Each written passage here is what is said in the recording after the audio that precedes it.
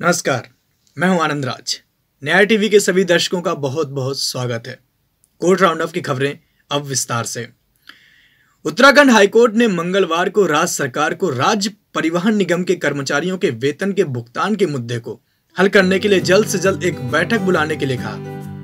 Court में कहा कि कर्मचारियों को वेतन से वंचित करना संविधान के अनुच्छेद 21, 23 और 301 के तहत उनके अधिकारों का उल्लंघन है। कलकत्ता उच्च न्यायालय ने गुरुवार को पश्चिम बंगाल राज्य सरकार को राष्ट्रीय मानवाधिकार आयोग NHRC की समिति द्वारा प्रस्तुत अंतिम रिपोर्ट पर जवाब देने के लिए 26 जुलाई तक का समय दिया।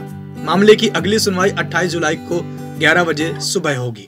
कार्यवाहक मुख्य न्यायाधीश Rajesh Bindal, justice IP Mukherjee, justice Harish Tandon, justice Somen Sen और जस्टिस सुब्रत तालुकदार को 5 जजों की बेंच ने गुरुवार को कहा कि राज्य सरकार को NHRC रिपोर्ट के जवाब में उनका हलफनामा दाखिल करने का अंतिम अवसर दिया जा रहा है। कोई और समय विस्तार नहीं दिया जाएगा।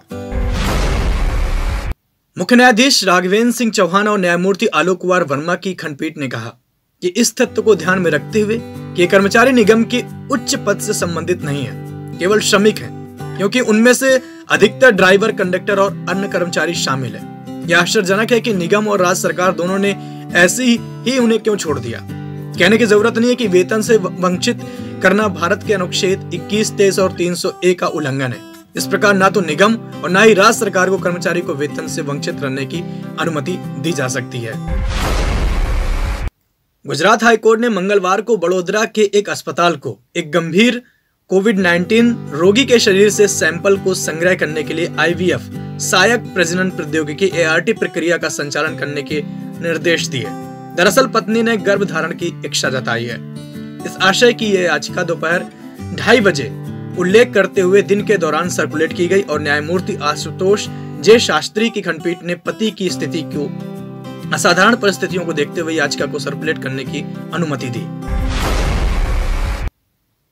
गुवाहाटी हाईकोर्ट ने फैसला सुनाया कि विदेशी ट्रिब्यूनल असम के एक व्यक्ति के प्रवेश के संबंध में किए गए संदर्भ का उत्तर देते समय स्वतः अपने अधिकार क्षेत्र का प्रयोग एक ऐसी राय देने के लिए नहीं कर सकता जो उससे मांगी नहीं गई है। न्यायमूर्ति N कोटेश्वर सिंह और न्यायमूर्ति सौमित्र शौकिया की खंडपीठ ने 29 नवंबर 2019 को फॉरेनर्स ट्रिब्यूनल द्वारा पारित को चुनौती देने वाली एक याचिका पर विचार कर रही थी, जिसमें पाया गया कि याचिकाकर्ता अपनी नागरिकता साबित करने में सफल नहीं रही और यह अवैध रूप से 24 मार्च 1971 के बाद भारत में प्रवेश की थी।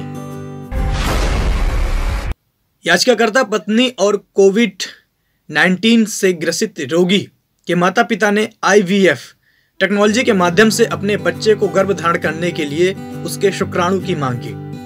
महिला ने अदालत के समक्ष प्रस्तुत किया कि उसके पति को तीव्र कोविड-19 लक्षण के बाद 10 मई 2021 से वडोदरा स्थित एक अस्पताल की क्रिटिकल केयर यूनिट में भर्ती कराया गया और उसकी हालत दिन ब दिन बिगड़ती जा रही है। यह भी दावा किया गया है कि यह ICMO सपोर्ट पर है, क्योंकि उसके फेफड़े ठीक से काम नहीं कर पा रहे हैं और मल्टी ऑर्गन फेलियर होने की भी संभावना जताई जा रही है। आप बने रहें न्याय टीवी के साथ। मुझे दीजिए इजाजत। धन्यवाद।